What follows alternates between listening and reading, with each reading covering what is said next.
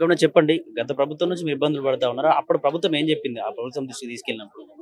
ఆ ప్రభుత్వం దృష్టికి మేము ప్రతిసారి ఎవ్రీ ఇయర్లీ వన్స్ వెళ్తూనే ఉంటాం. 2 టైమ్స్ అట్లా వెళ్తూనే ఉంటాం. మేము జాయిన్ అయినప్పటి నుంచి నా బేసిక్ వచ్చేసి 6000 నుంచి స్టార్ట్ అయినాం. ఇప్పటికీ గత 12 ఏళ్ల నుంచి నేను తీసుకుపోయేది కనీసం ఒక 20,000 ఇంటికి తీసుకెళ్ళలేదు ఈ రోజు వరకు. ఇప్పుడున్న ఈ జనరేషన్లో స్కూల్ పిల్లలకి స్కూల్ ఫీజెస్ ఎక్కువగా ఉన్నాయి. అటు పిల్లలని ఇటు ఫ్యామిలీని ఉన్న రెంట్ హౌసెస్లో మేము బ్రతకడం అనేది చాలా కష్టం అయిపోయింది. అట్లీస్ట్ మీరు పర్మనెంట్ ఇవ్వకపోయినా టైం స్కేల్ అనేది అన్న కొంచెం ఇచ్చిన ఈ చాలని శాలరీస్తోని ఎంతో కొంత మాకు సేవింగ్స్ అవుతాయి. ఇంతమంది ఈ రోజున ఇక్కడికి వచ్చినారు అంటే జస్ట్ చిన్న మాట పైన కాదు. మేము బాధలో మా కడుపులో ఎన్నో ఇయర్స్ నుంచి నాటుకుపోయి ఉన్న ప్రాబ్లమ్స్ని అది మేము బయటికి గవర్నమెంట్ దృష్టికి తీసుకెళ్ళాలి. అట్లీస్ట్ 2014 కేసీఆర్ వచ్చినప్పటి నుంచి కాంట్రాక్ట్ అనే పదాన్ని కంప్లీట్గా తీసేస్తాను అన్న వ్యక్తి ఈ రోజున తను కంటికి కనబడకుండా వెళ్ళిపోయాడు. కనీసం ఈ వచ్చిన కొత్త ప్రభుత్వం అయినా 1 year దాటిపోయింది.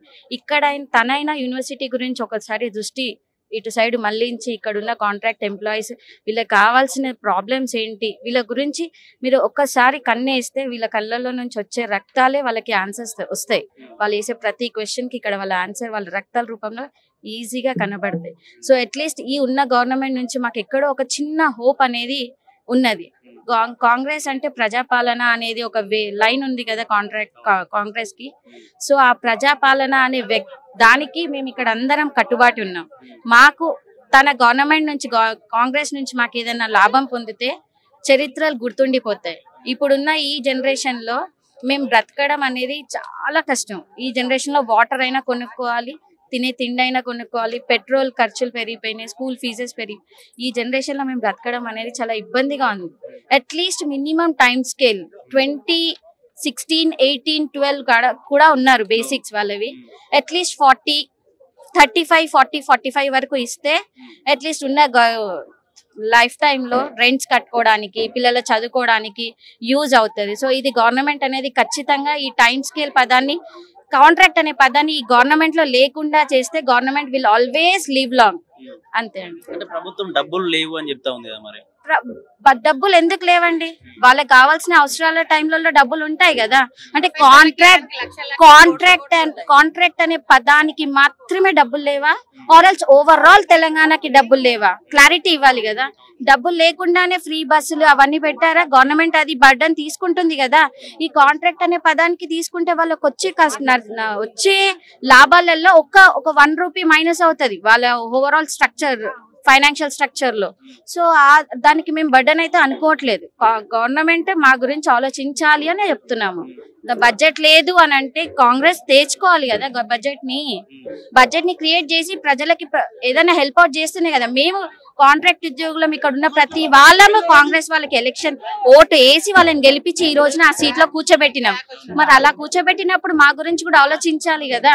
మేమందరం అనుకునే కాంగ్రెస్ దగ్గరికి వెళ్ళినాం. సో అట్లాంటప్పుడు గత ప్రభుత్వం పట్టించుకోవాలి, ఇప్పుడైనా సాయం చేస్తుందని చెప్పి ఎగ్జాక్ట్లీ ఆ టైంలో కేసీఆర్ గవర్నమెంట్ లో ప్రజాపాలన అనే వర్డ్ లేదు.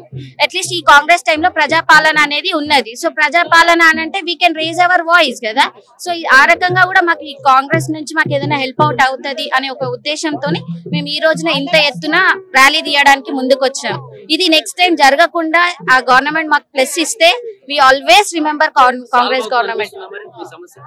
ఫైనాన్షియల్ గా గవర్నమెంట్ ముందుకు రావాలండి. ఇక్కడ యూనివర్సిటీ వాళ్ళు అక్కడ వాళ్ళ పైన వస్తున్నారు, వాళ్ళు వీళ్ళ పైన వేస్తున్నారు. మధ్యలో ఫేస్ అయ్యేది ఎంప్లాయీస్ ఫేస్ అవుతున్నాం. సో ఈ ఫేసింగ్ ఉండకుండా, ప్రాబ్లమ్స్ క్రియేట్ కాకుండా సాల్వ్ చేసేది 100% గవర్నమెంట్ అనేది ఖచ్చితంగా హ్యాండ్ తీసుకోవాలి. వాళ్ళు చేయకపోతే ఇంకెవరు చేస్తారు? కాంగ్రెసే కదా, గవర్నమెంటే కదా కంప్లీట్ గా మనకి ప్లస్ చేయాల్సింది. అంటే ప్రభుత్వం వచ్చినప్పటి నుంచి ఏం చెప్తా ఉందంటే ఎవరు ప్రొటెస్ట్ చేసినా, ఎవరు ధర్నాలు చేసినా ఇతర పార్టీల వాళ్ళను ఇన్ఫ్లుయెన్స్ చేస్తా ఉన్నాయి, కావాలని ఇతర పార్టీలతో కుమ్మక్కై కావాలని చేస్తా ఉన్నారు ఇట్లాంటి ధర్నాలు ప్రయత్నం చెప్పి కూడా ఎన్నోసార్లు చెప్పుకుంటూ వస్తుంది ప్రభుత్వం. మరి దీనికి ఎట్లాంటి సమాధానం? మేమైతే ఎలాంటి పార్టీకి సపోర్ట్ చేయట్లేదు.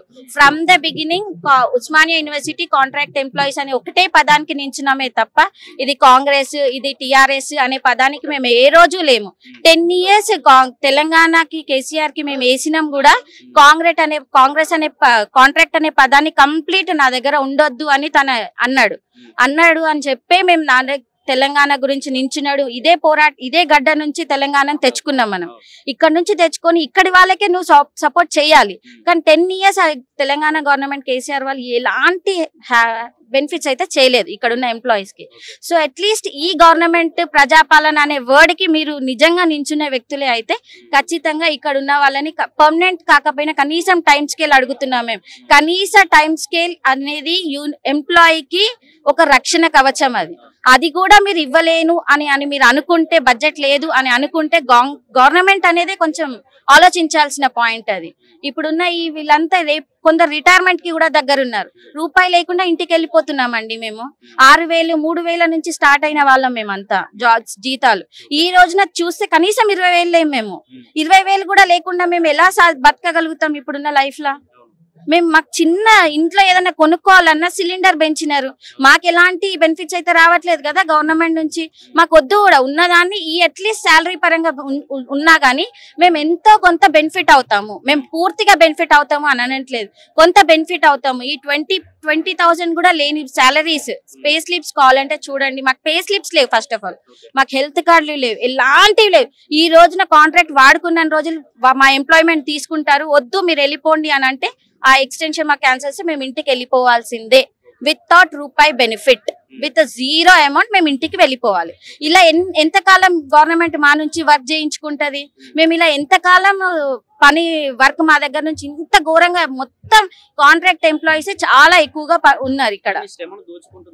మా శ్రమ మొత్తానికి దోచుకుంటుంది, మా రక్తం పోతుందండి. యూనివర్సిటీకి మేము ఎంతగానో సర్వీస్ చేస్తున్నామో మాకు తెలుసు. 20 years, more than 20 years employees కూడా ఉన్నారు యాజ్ ఎ కాంట్రాక్ట్ ఎంప్లాయీస్. 30-20 కూడా ఉన్నారు. అంత తక్కువ శాలరీస్ తోని మేము ఎలా బతుకుతున్నాము అనేది గవర్నమెంట్ ఈ మాత్రం చూడకపోతే, కనీసం ఈ గడ్డని చూడకపోతే, ఈ ఆర్ట్స్ కాలేజ్ గడ్డని కూడా చూడకపోతే గవర్నమెంట్ అనేది ఖచ్చితంగా 0 అవుతుంది. ఇది మీరు ఖచ్చితంగా గ్రహించాలి. ప్రతి గవర్నమెంట్ కి మా యూనివర్సిటీ ఎంప్లాయీస్ కాంట్రాక్ట్ ఉద్యోగుల తరఫు నుంచి మేము ఒకటే రిక్వెస్ట్ చేస్తున్నాము, మీ దృష్టిలో కాంట్రాక్ట్ అనే పదం ఉండాలి అని అనుకుంటే మేము మిమ్మల్ని ఏది చేయాలో అది చేస్తాం. కాదు మేము మీకు సపోర్ట్ కావాలి అంటే యూనివర్సిటీ తలుచుకుంటే ఒక్క యూనివర్సిటీ కాదు, వేరే remaining all Telangana universities include అవుతాయి. మేము ఒక్క నినాదం తీస్తే అన్ని యూనివర్సిటీస్ మాతో పాటు కదులుతాయి. సో అలా అన్నప్పుడు యూనివర్సిటీ ఎంప్లాయీస్, కాంట్రాక్ట్ ఎంప్లాయీస్ కి ఖచ్చితంగా టైం స్కేల్ అట్లీస్ట్ చేయాల్సిందే.